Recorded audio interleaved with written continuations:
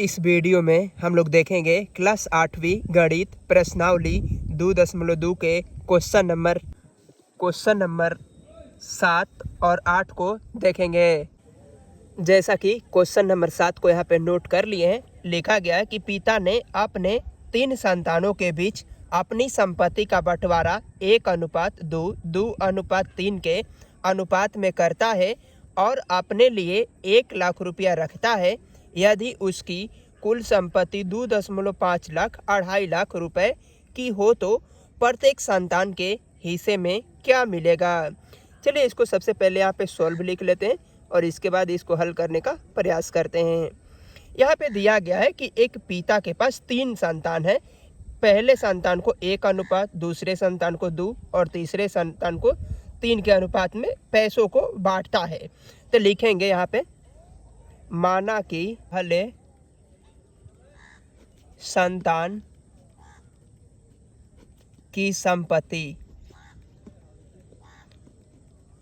जो इसके पिताजी है, यह पहले संतान को 1 देते हैं, इसको 1x मान लेंगे। दूसरे संतान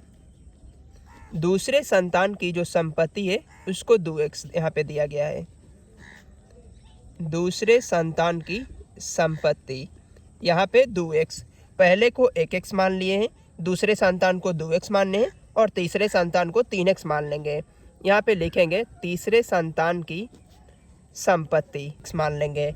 पहले संतान को 1x मान लिए हैं, दूसरे संतान की संपत्ति को 2x मान लिए और तीसरे संतान को 3x मान लिए।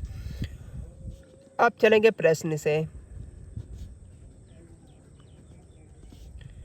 प्रश्न में यहाँ पे बोला गया है कि जो पहले संतान को है वो 1x इसके पिताजी दिए हैं और जो दूसरे संतान है उसको 2x दिए हैं और जो तीसरा संतान है उसको 3x दिए हैं। और यहाँ पे फिर बाद में बोला है और यहाँ पे और अपने लिए 1 लाख रुपए रखते हैं। जो इसके पिताजी हैं, इन लोगों के तीनों के पिताजी, वो अपने लिए 1 लाख रुपए रखते हैं। तो 1 पे 5 जीरो दे देंगे और बराबर जो कुल संपत्ति वो 2.5 लाख रुपए है। तो 2.5 लाख रुपए को 25 पर 5 को जीरो को दे देंगे, 4 5।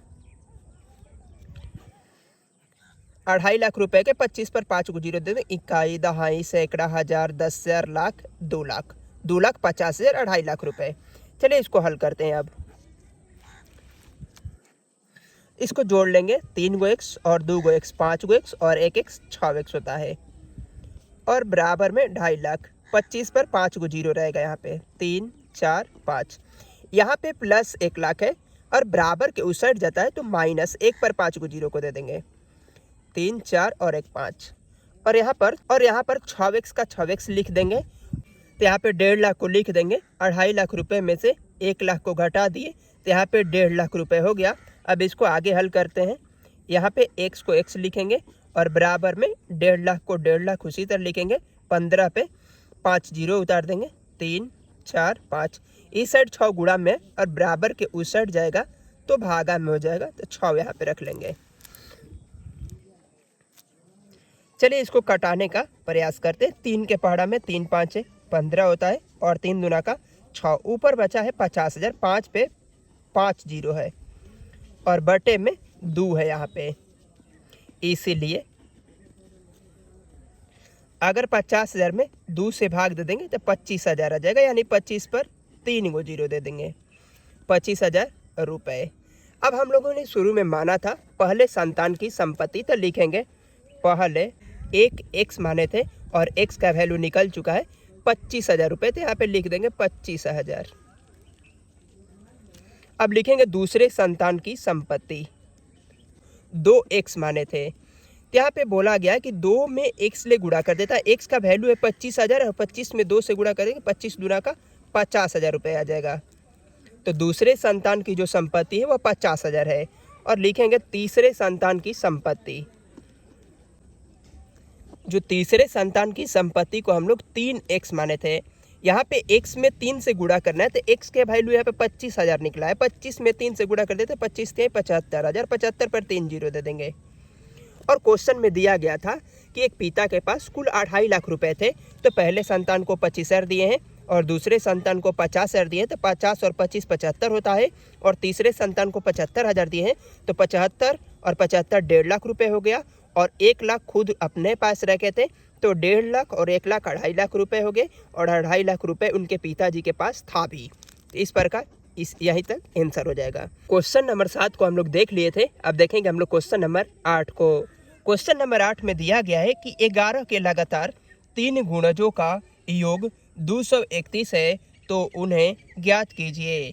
11 का लगातार 3 गुणज क्या होता है, सबसे पहले यहाँ पे समझ लेते हैं। सबसे पहले लिखेंगे यहाँ पे सॉल्व, तो लिखेंगे 11 का प्रथम गुणज। हम लोग को मालूम नहीं है तो प्रथम गुणज को हम लोग x मान लेते हैं। तो 11 का प्रथम गुणज बराबर हम लोग लिखेंगे x। 11 का दूसरा गुणज, 11 का दूसरा गुणज, गुणज निकालने के लिए संख्या में जो इसका गुणज बोलता है उसी को जोड़ देते हैं। 11 में हम लोग x में 11 जोड़ देंगे तो x प्लस 11 हो जाएगा। और 11 का तीसरा गुणज,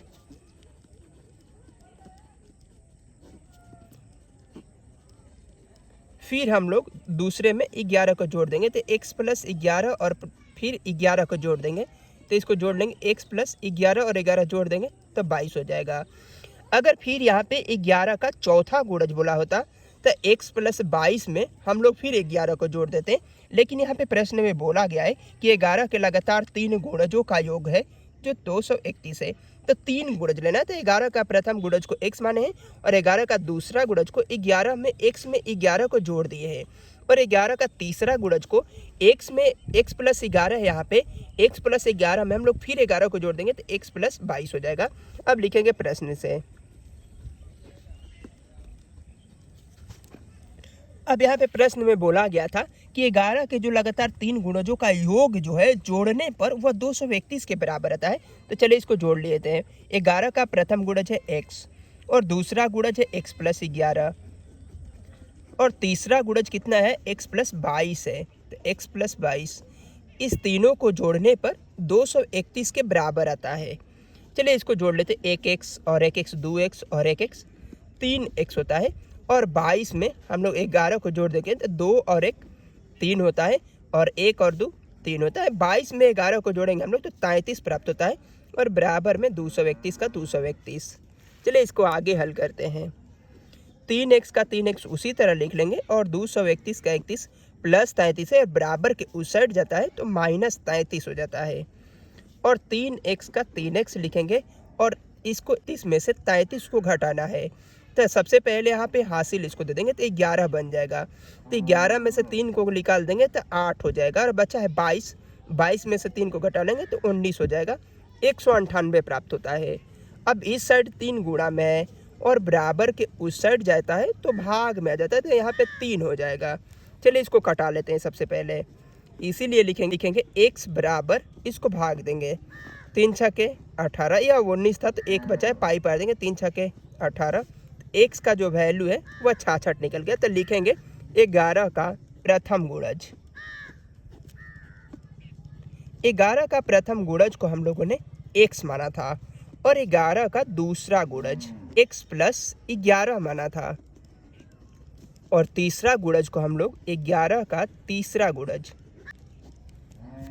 इसको हम लोगों ने x प्लस 22 माना था। तो चलिए 11 का प्रथम गुणज x माने हैं, और x का वैल्यू यहाँ पे 66 निकला है, तो इसको इसी तरह रख देंगे। और 11 का दूसरा गुणज में बोल रहा है कि x में 11 को जोड़ना है। x का वैल्यू है 66, 66 में 11 को जोड़ेंगे तो 77 हो जाएगा। और 11 का तीसरा गुणज x प्लस 22 है। x में x का वैल्यू यहाँ पे 66 है, 66 में अगर 22 को जोड़ेंगे तो 88 प्राप्त होता है। इस प्रकार 11 का प्रथम गुणज 66, 11 का दूसरा गुणज 77 और 11 का तीसरा गुणज 88 होता है। यही इसका आंसर हो जाएगा। इस प्रकार हम लोगों ने क्वेश्चन नंबर 7 और 8 को देख लिए। मिलते हैं नेक्स्ट वीडियो में क्वेश्चन नंबर 9 और क्वेश्चन नंबर 10 के साथ में।